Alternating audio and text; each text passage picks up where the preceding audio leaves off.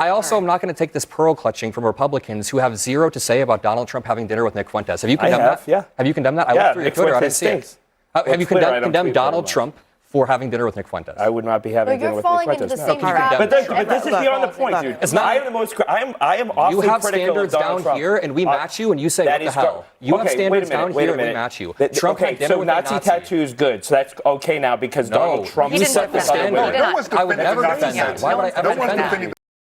In today's video, Adam Mockler goes off on TW Arrighi on Newsnight with Abby Phillip. What stands out is that Adam Mockler points to a reality a lot of people have been noticing for years. When parties start excusing behavior they once condemned, voters lose trust in the entire system. And that's exactly what makes debates like this so important. So let's dive in and watch how Adam Mockler shuts down TW Arrighi on Newsnight with Abby Phillip. We are now witnessing the post-cancellation, post-purity style of politics that the Republican Party has ushered in.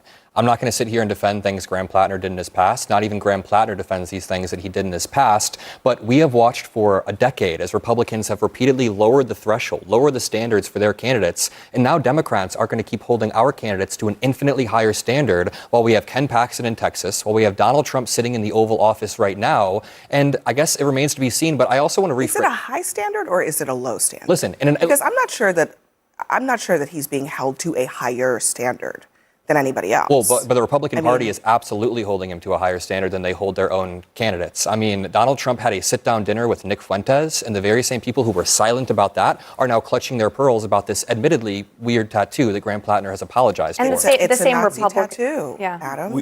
I'm not acknowledge that. It's not weird. It's a Nazi tattoo. It's awful. Yeah. So I mean, look, Democrats now are.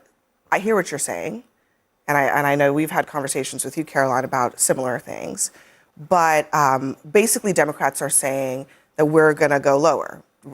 They go low, we go just as low. I think that Democrats are trying to reframe this away from Graham Plattner's personality and towards a race between Graham Plattner versus Susan Collins. Susan Collins is somebody who rubber stamps all of Donald Trump's worst impulses, from stripping health care away from tens of millions of Americans that will lead to death. We talked about the affordability issues. We talked about ICE even. I mean, Susan Collins rubber-stamped Kristi Noem, which led to the death of Alex Preddy and Renee Good. So I'm not going to sit here and judge Mainers who want to push against the status quo. It's not my place to judge. If Graham Plattner can earn their trust, then he earns their trust. But I think what's missing in the analysis here is that Graham Plattner just won a Democrat primary by running on the best aspects of President Trump's 2024 campaign platform. If you look at Graham Plattner's platform, he ran on no foreign intervention in the Middle East, no new wars. He ran on D.C. has been working for the elites and it has stopped working for the working class, which is very similar to President Trump's original drain the swamp message. He ran on bringing back U.S. manufacturing,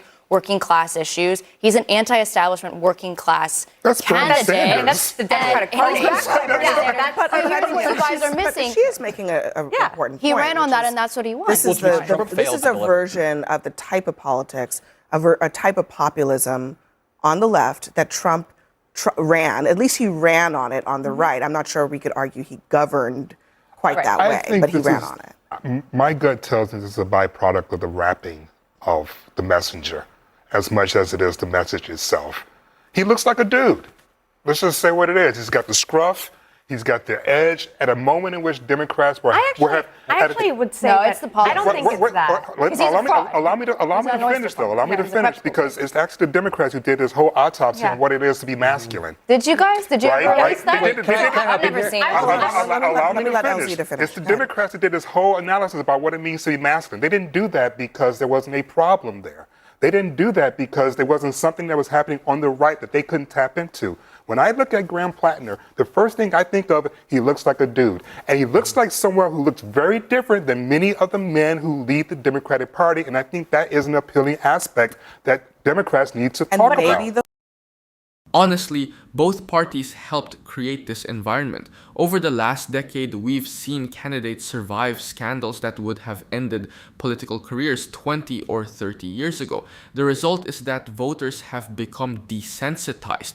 What once would have dominated a campaign for months now barely moves polling numbers. What I think Adam is getting at is the double standard that often appears in these conversations. If we're going to have a serious discussion about candidate fitness, then the standard has to apply equally across the board.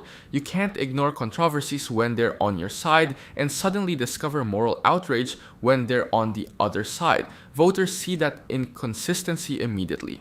Elzu also raises an interesting point about why outsider candidates keep gaining traction. Research over the past several election cycles has shown that many voters are drawn to candidates who appear independent from party leadership, regardless of ideology. That's part of why anti-establishment figures have surged in both parties. People don't necessarily trust institutions anymore, and candidates who look like they're challenging those institutions often benefit from that frustration. The other reality is that working class concerns continue to dominate politics. Poll after poll shows that inflation, wages, housing costs, healthcare costs, and economic opportunity consistently rank above most culture war issues for many voters.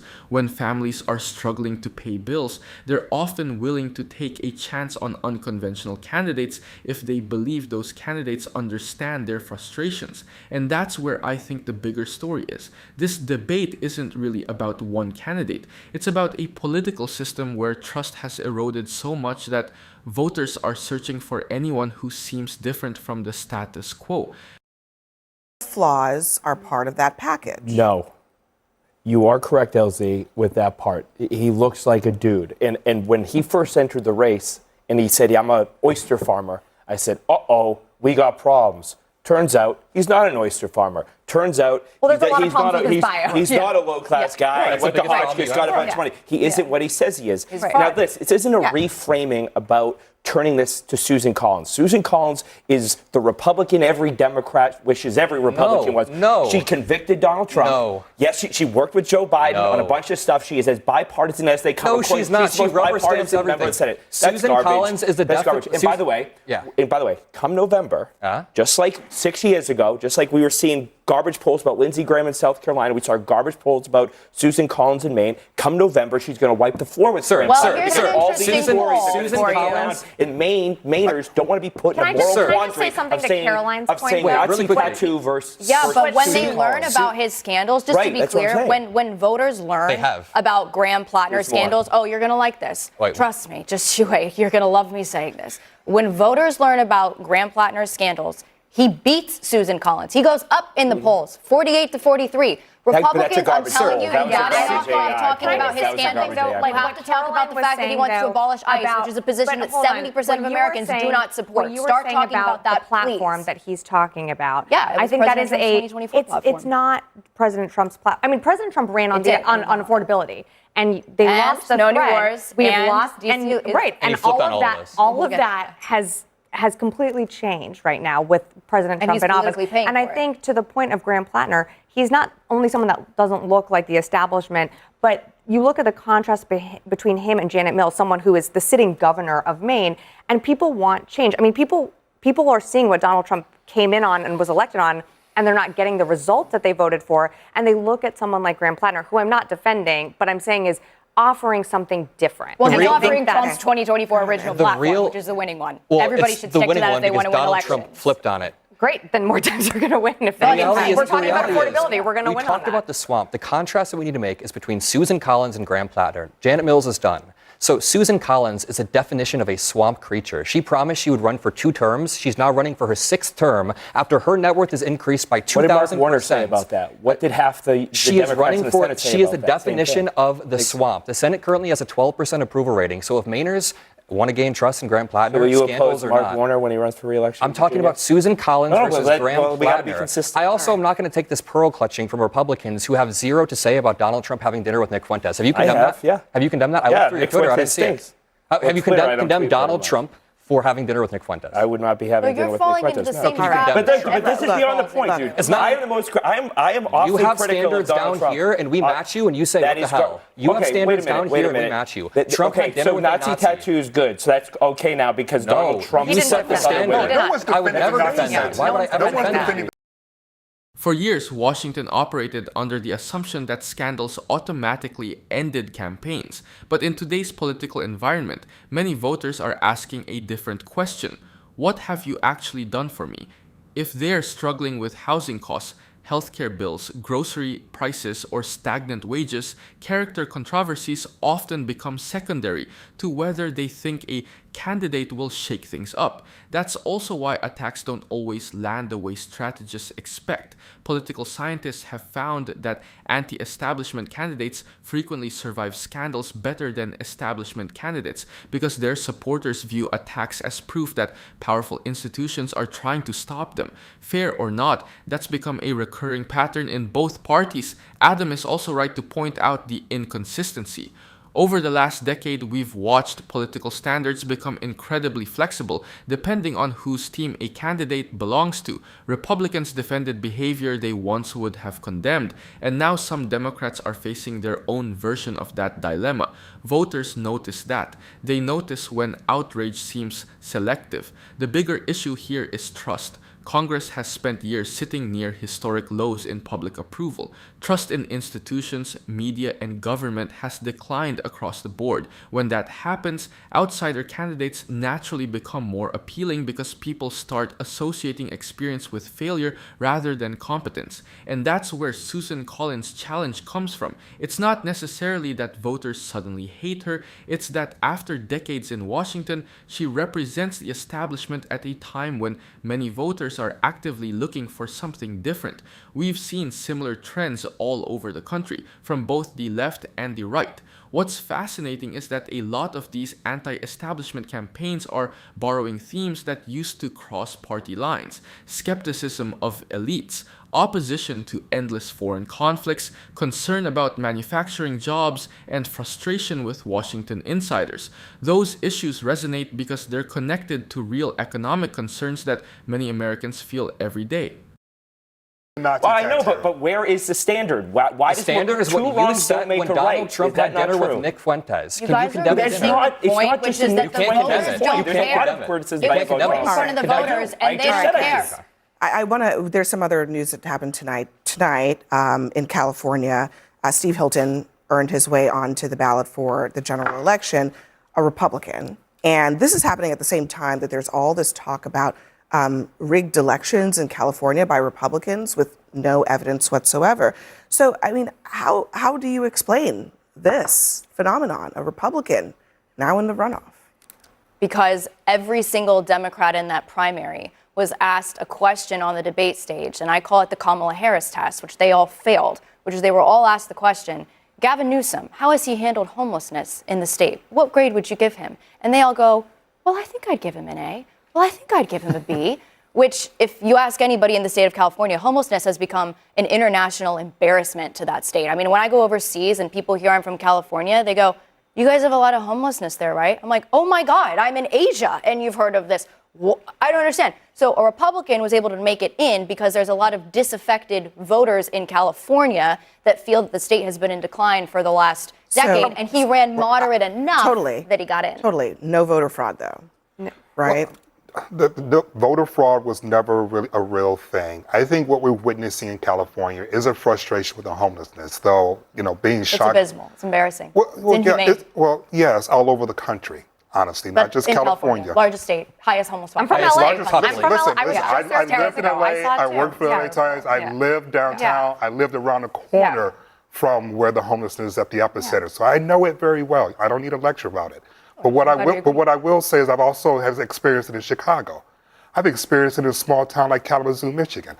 I've experienced it all over New York. I've experienced it in Phoenix. It's everywhere. So until we get the attitude that homelessness is an epidemic all over the country and not California's problem, we're not going to solve it. Now, when it comes to Mr. Hilton, I think the thing that makes him intriguing is the fact that he doesn't just talk about solving the problem. Because he has this business background, there's a belief that he'll know how to actually solve the problem and not just talk about solving the problem. I think that's what the outcome of the primary shows, his business background. I think no matter what happens, like even though he has emerged as, you know, the person that is going to face Javier Becerra in November, California has not voted for a Republican in 20 years. I mean, since Arnold Schwarzenegger, I think Californians are going to rally around Becerra. It was a very tough primary for Democrats, and I think you're going to see that in November we will be saying Governor Becerra. Now, people can absolutely be unhappy about homelessness, housing costs, crime, or affordability. Those are legitimate concerns. But dissatisfaction with policy outcomes is not evidence that elections are rigged. In fact, the fact that a Republican candidate advanced to the general election in one of the bluest states in the country is proof that voters still have the ability to make different choices when they want to. What's interesting is that homelessness isn't just a California problem anymore. According to federal housing data, homelessness has increased in cities and towns across the country, including many states led by both Democrats and Republicans.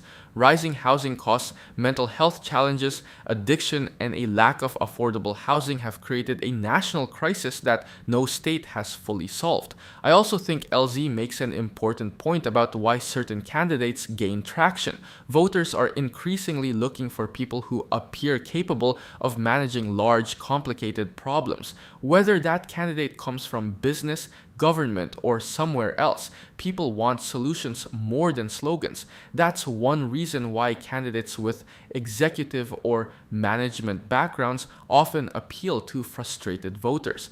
But here's the bigger issue. When politicians spend years telling supporters that elections are fraudulent whenever they lose, they create a dangerous cycle. If Republicans win, the system works. If Republicans lose, the system is rigged. That's not a sustainable standard for democracy. We've seen courts, audits, recounts, and investigations repeatedly rejected claims of widespread election fraud in major races. Yet the narrative continues because it's politically useful. The problem is that every time trust in elections is undermined without evidence, confidence in democracy itself takes another hit. At the end of the day, voters can be angry about homelessness, inflation, housing prices, or government performance. Those are real issues. But solving those problems requires honest debates about policy, not unfounded claims that every unfavorable election result must be the product of fraud.